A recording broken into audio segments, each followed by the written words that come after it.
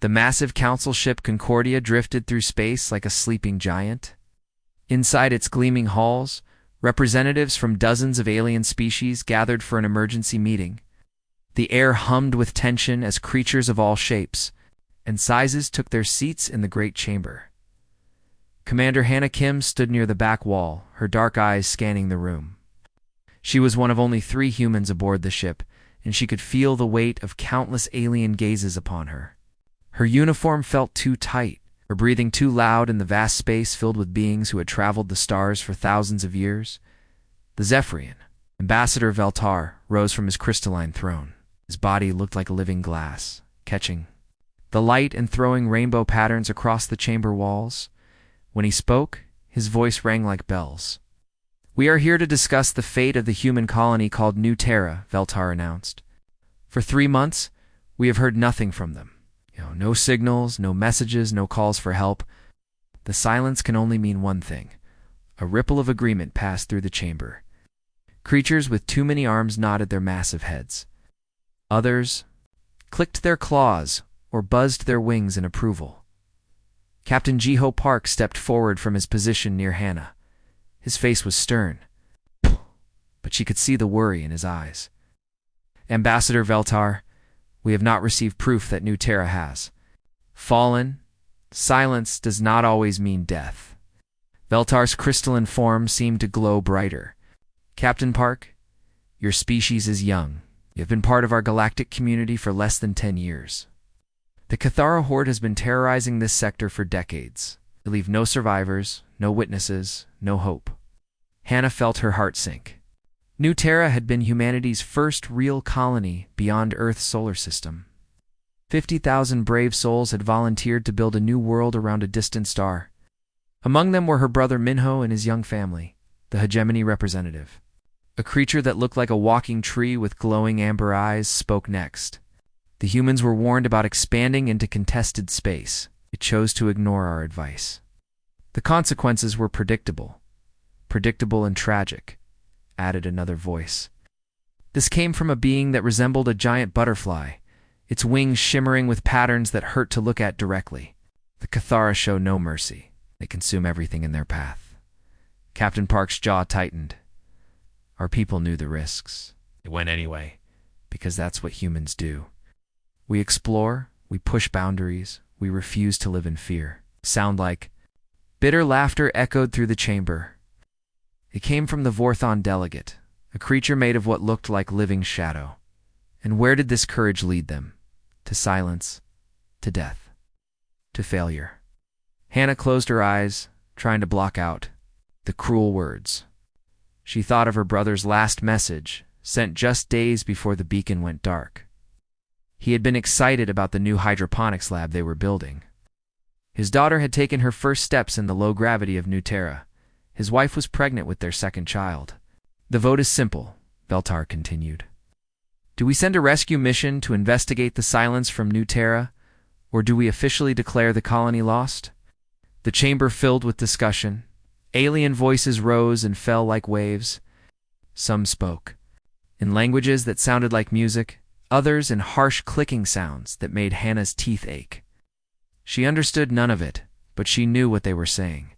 The humans had failed. The humans had died. The humans had proven they were not.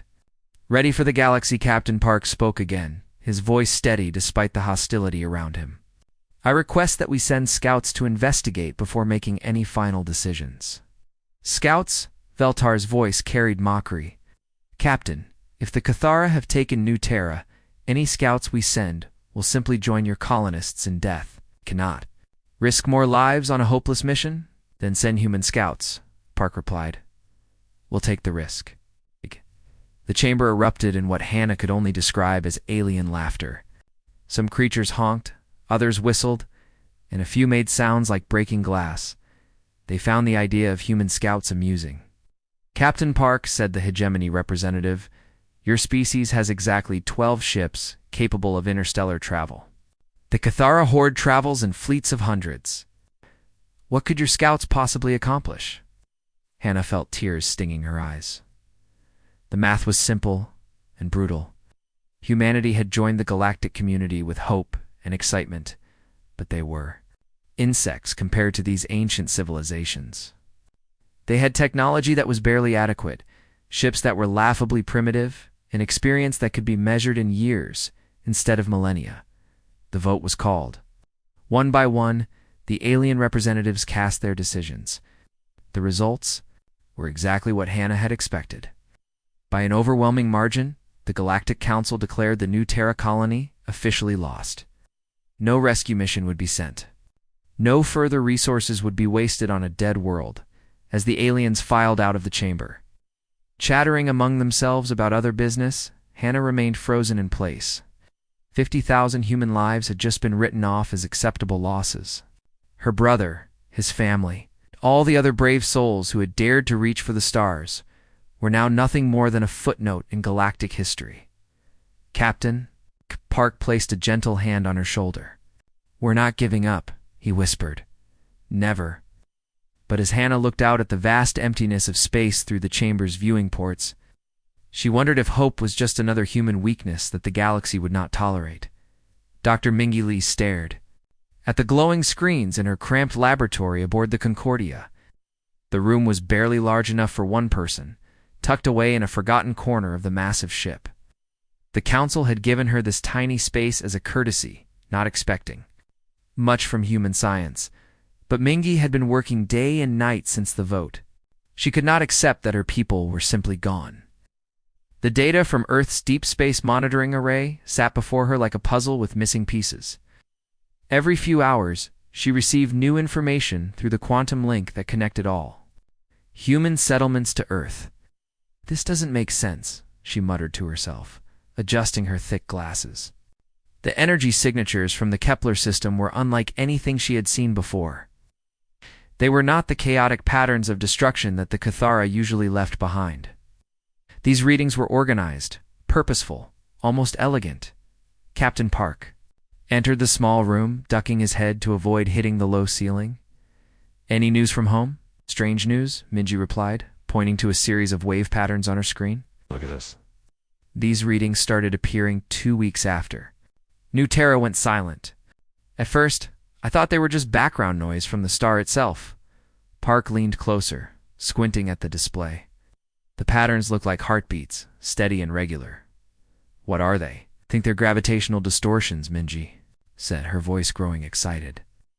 "Something massive is moving through hyperspace near the Kepler system. Not just one ship, but many ships. Dozens of them." "Cathara reinforcements?" "That's what I thought at first." "But look at the movement patterns." Mingy brought up another screen showing the tracked paths of the mysterious signatures. The Cathara move in straight lines, like arrows shot from a bow.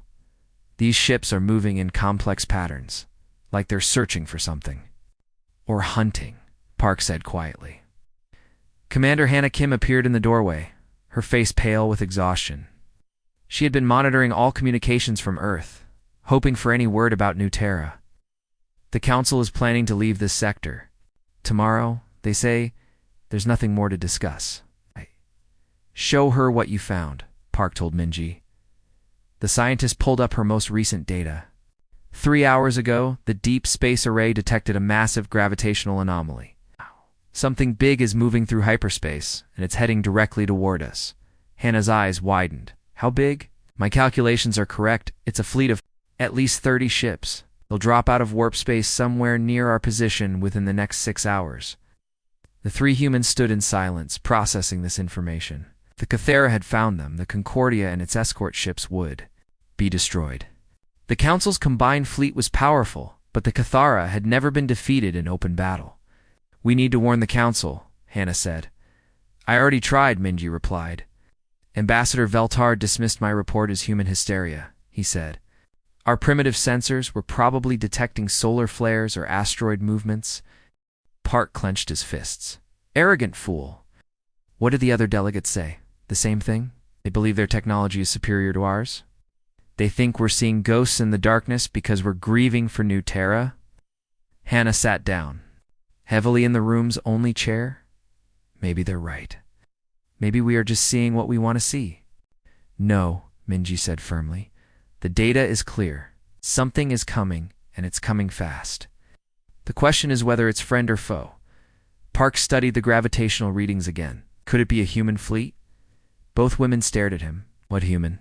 Fleet? Hannah asked. You only have a few patrol ships in this sector? I know it sounds impossible, Park said. But what if New Terra wasn't destroyed? What if they were building something we didn't know about? Minji shook her head. The colony only had basic industrial equipment. They couldn't build a fleet of warships without us knowing about it, unless they had help, Park suggested. Or unless they found something on New Terra that we didn't expect. The laboratory's communication system crackled to life. It was the voice of the Concordia's alien captain, speaking in the universal trade language that all species used for important announcements.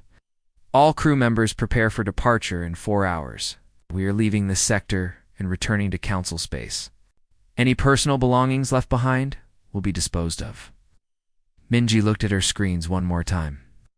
The gravitational anomalies were getting stronger, which meant the unknown fleet was getting closer. They're going to leave just as the mystery.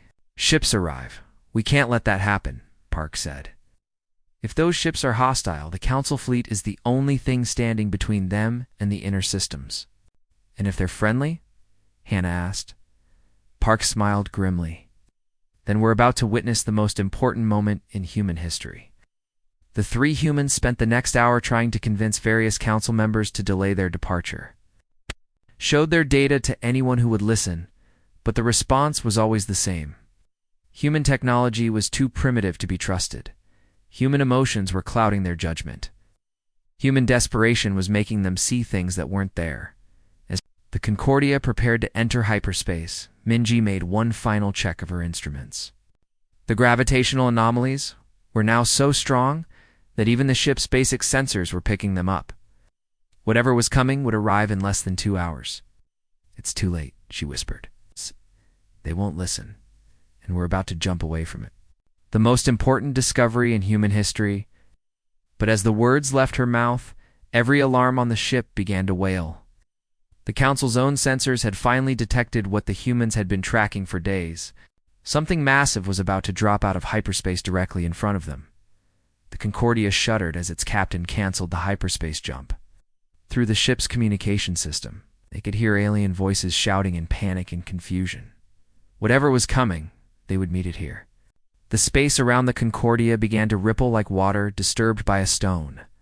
Reality itself seemed to bend and twist as massive shapes pushed through the barrier between normal space and the hyperspace dimension. Oh, the Council ship's alarms.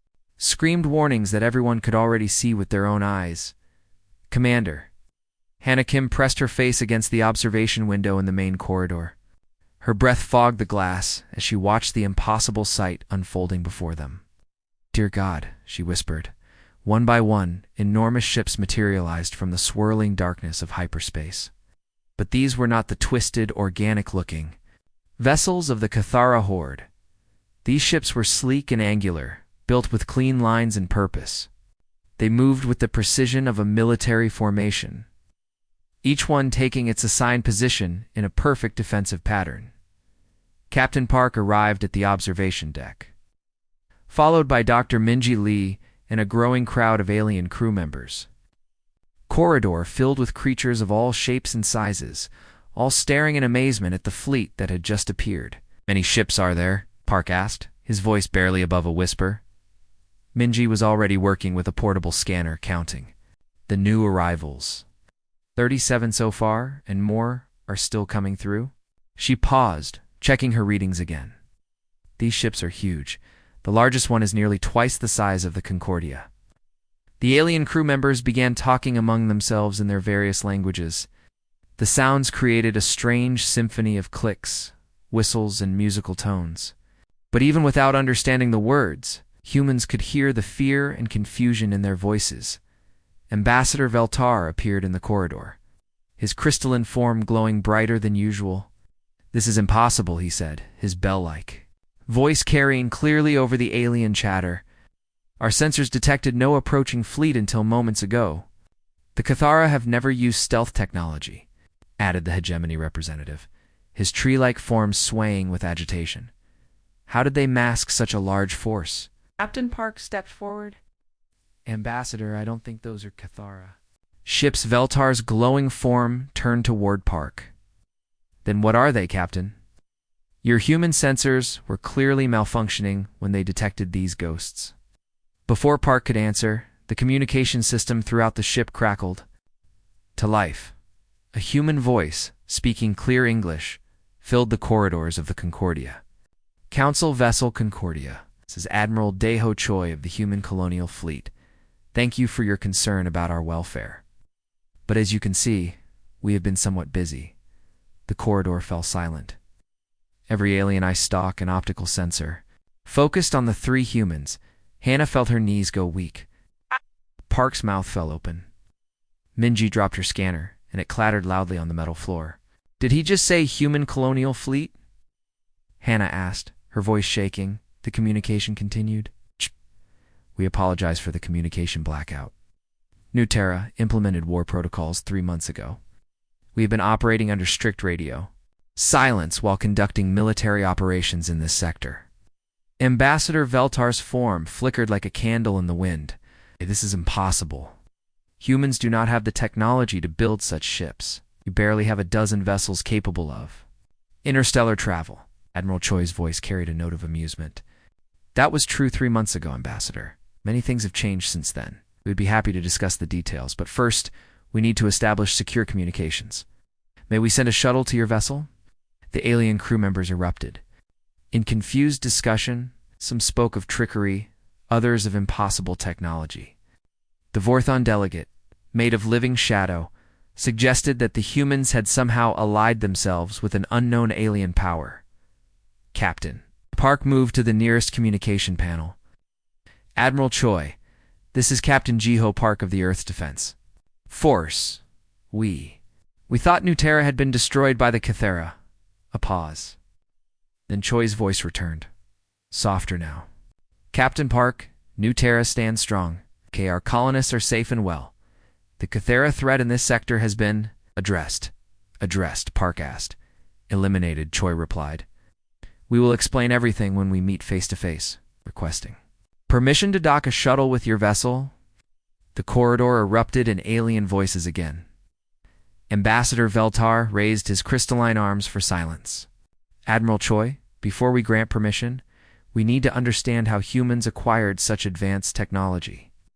These ships are beyond anything in our databases. They should be, Choi said. We built them ourselves. And before you ask, no, we did not have alien help. Everything you see was designed and constructed by human hands, using human minds and human determination. Dr. Minji Lee picked up her scanner and began taking readings of the massive ships outside.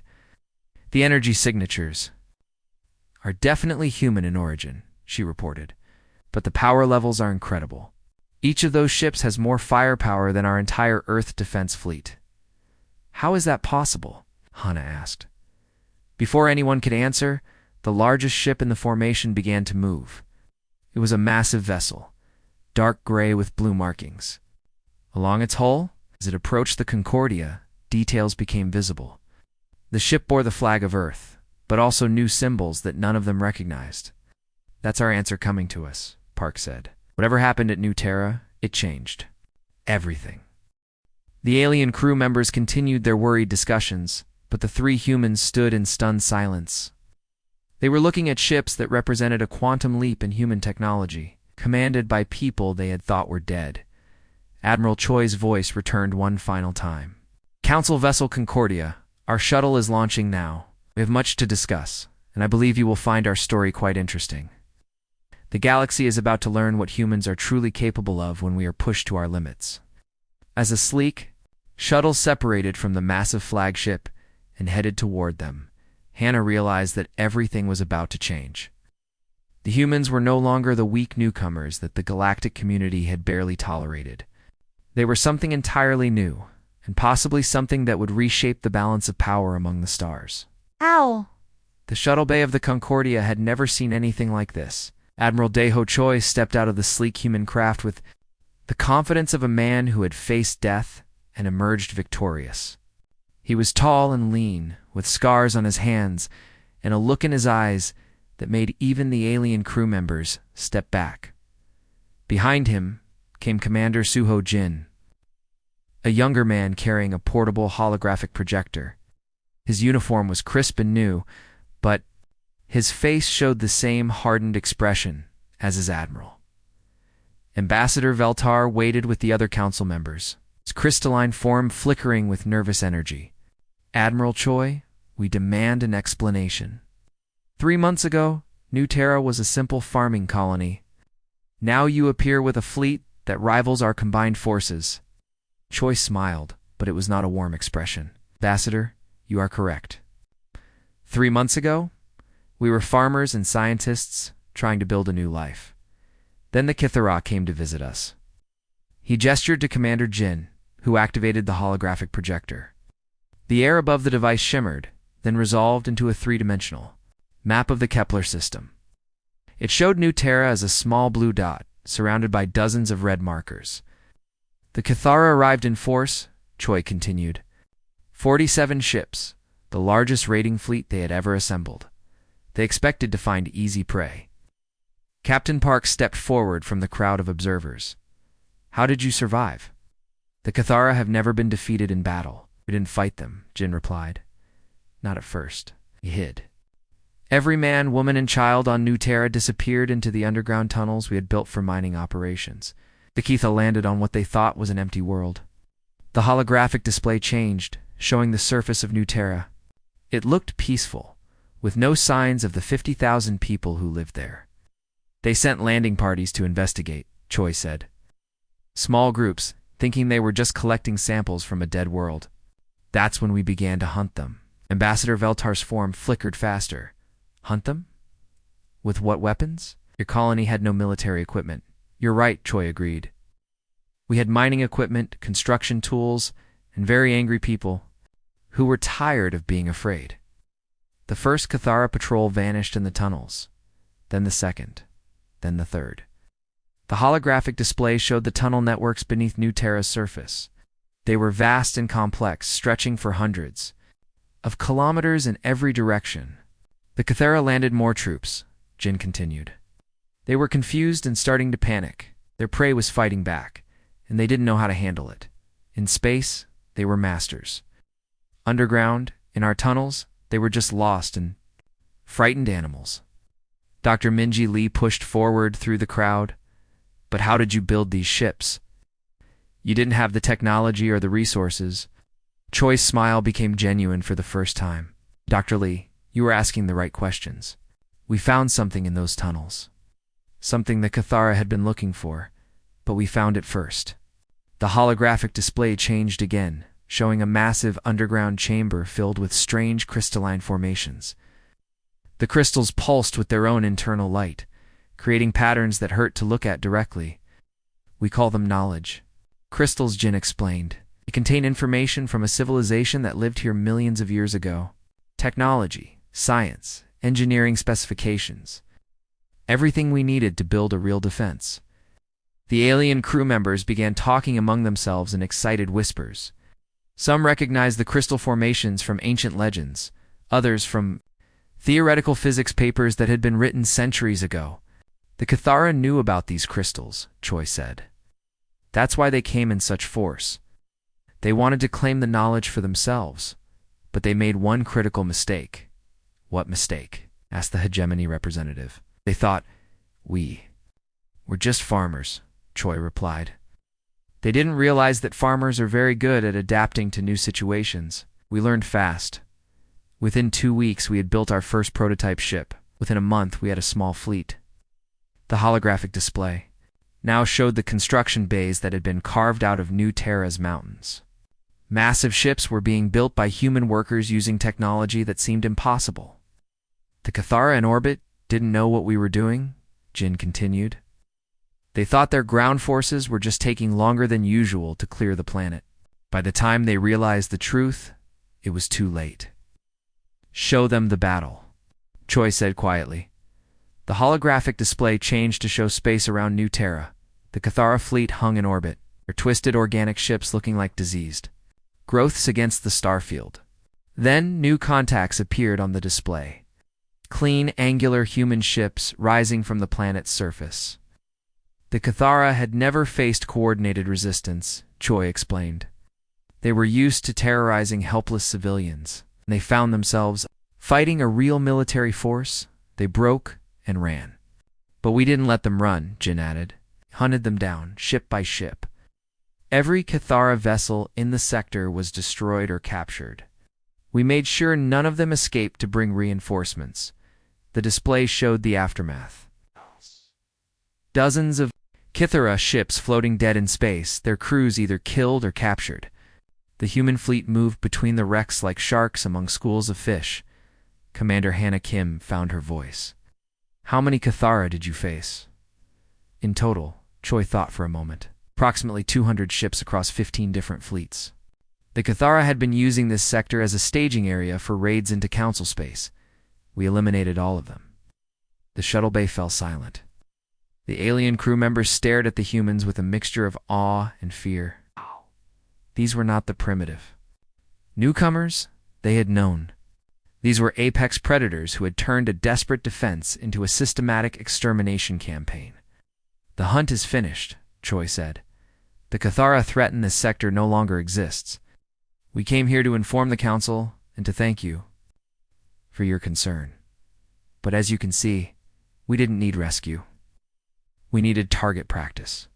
The shuttle bay of the Concordia remained silent for a long moment after Admiral Choi finished speaking.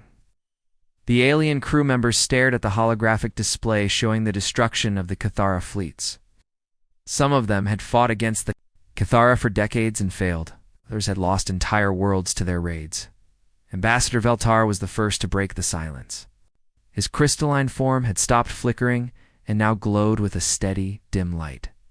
Admiral Choi, the Cathara horde has terrorized this galaxy for over 300 years. Our combined fleets have never been able to defeat them in open battle. Ow! Did humans accomplish what we could not? Choi looked around the room at the assembled aliens. He saw fear in their eyes, but also a growing respect that had not been there before. Ambassador, you fought them like they were a force of nature, like a storm that you had to endure until it passed. We fought them like they were an enemy that needed to be destroyed. Commander Jin stepped forward with his portable display. May I show you something? He activated the projector again, and the holographic image changed to show tactical analysis of Cathara battle formations. Your fleets always fought defensively, Jin explained. 8. You've built stronger shields, faster engines, better armor. You tried to survive their attacks and drive them away. But the Cathara learned from every battle. They adapted to your defenses and came back stronger. The display showed several historical battles between Council forces and Cathara fleets. In each case, the aliens had formed defensive positions and tried to outlast the attackers. We did the opposite, Choi said. We studied their tactics and found their weaknesses. The Cathara are excellent at overwhelming weaker opponents, but they have no experience fighting enemies who think like predators. Captain Park moved closer to the display. What do you mean? The Cathara use fear as a weapon, Jin replied. They attack civilian targets, destroy colonies, and terrorize populations. Their entire strategy depends on their enemies being afraid of them, but you cannot terrorize someone who is already angry. The holographic display changed to show the first battle above, New Terra. The human ships moved in patterns that the aliens had never seen before. Instead of forming defensive lines, they spread out and attacked from multiple directions at once. We hunted them like wolves hunt deer, Choi explained. We separated their ships, cut off their escape routes, and destroyed them one by one. When they tried to retreat, we followed them. When they tried to hide, we found them. When they tried to call for help, we jammed their communications. Dr. Mingyi Li raised her hand. But Admiral, the technology gap, how did you build ships that could match their firepower? Choi's expression became thoughtful. Dr. Li, the knowledge crystals gave us the technical specifications, but they could not give us the will to use them. That came from something else. What? Asked Commander Hannah. Kim. Anger, Choi said simply. The Cathara had come to destroy our families, our homes, our future.